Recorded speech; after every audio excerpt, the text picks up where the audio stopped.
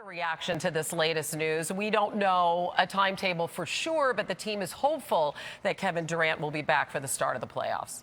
Well, Hannah, I'm obviously glad it wasn't a catastrophic knee injury, but I am concerned if I'm a Golden State Warriors fan or player because you're talking about a grade 2 sprain. It'll take some time for the swelling and tenderness to go away, but also the stability. And now you're into the playoffs probably when he has an opportunity to come back when the game is played at the highest level.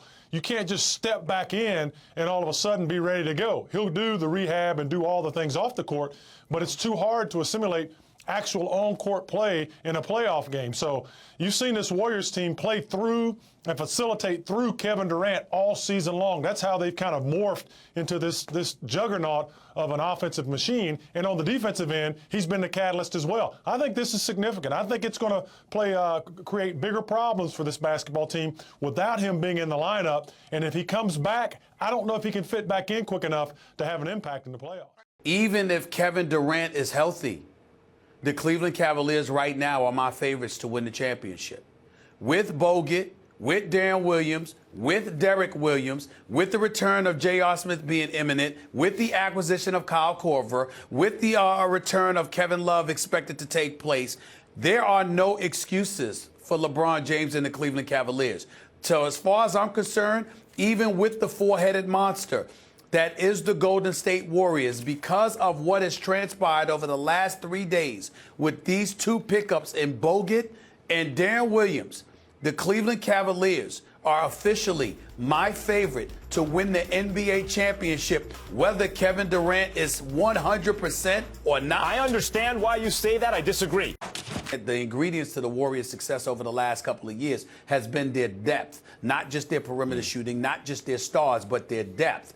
Cleveland, they had questionable depth and still managed to get to 2 finals and win a chip.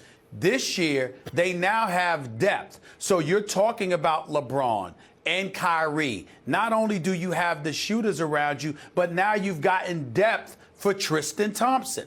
The combination of all of those things with the acquisition of Derek Williams, who is active, who I think is going to be just as vital to this team as I perceive Matt Barnes as being to the Golden State Warriors. I think it's one of those situations where if I've got to look at depth, I'm going to say even.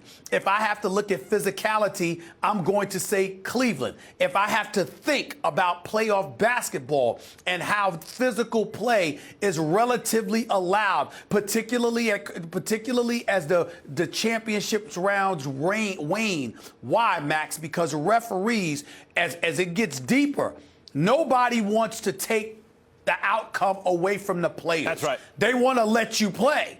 And if they let you play, then they're going to allow Cleveland to sort of impose their physical will. And Golden State's answer is going to have to be perimeter play. What does he bring to this team? Well, he obviously doesn't bring Kevin's length, his accuracy, and his late game savvy. But Matt Barnes is at this point a pro. He's overcome the young knucklehead label in his career. He's perimeter shooting, still length on defense. And, one of the reasons the Kings got rid of him was simply they wanted to start over, and he wasn't part of their plans, especially their young plans. Matt Barnes, former Warrior. I think he's played now for all 4 professional basketball teams in California. And so, look, he's excited. He's elated. I'm sure the Warriors would much rather have him under different circumstances.